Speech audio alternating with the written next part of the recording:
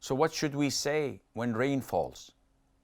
Chapter 63, supplication for rain. Hadith number 169. Whenever it rained, the Prophet used to again supplicate to Allah. اللهم أسقنا غيثا مغيثا مريئا مريعا نافعا غير ضار عاجلا غير آجل. O Allah, send upon us helpful, wholesome, and healthy rain, beneficial, not harmful rain, now, not later.